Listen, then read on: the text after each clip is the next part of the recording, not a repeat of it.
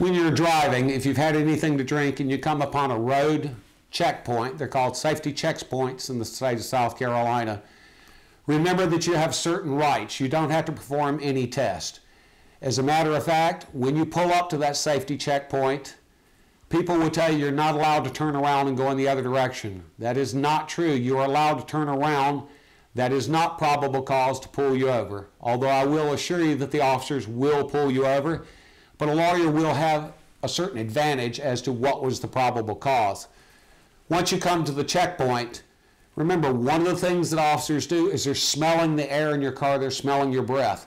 You are not required to roll your window down. I would advise each of you and all of you, keep your hands on the steering wheel, make your hands visible, comply with the officer in terms of any issue touching and concerning that officer's safety and ultimately your safety.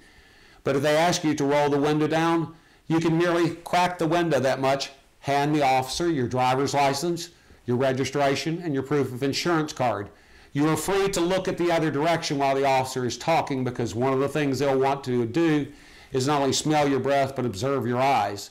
If the officer tells you you have to roll your window down, the question is, what have I done wrong and am I being arrested? If he tells you you need to look at him, again, you can say, officer, am I being arrested? Why do I have to comply with this? This is not a safety concern. If he tells you to blow through the window, you have a right to refuse.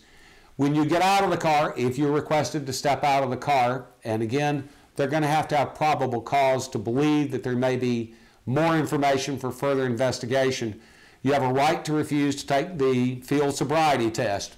You can explain that if you have any physical disabilities, maybe because of your age or your injuries, but you also have a right to say, I choose not to take any test. You also will be taken ultimately to the law enforcement center to be offered a breath test.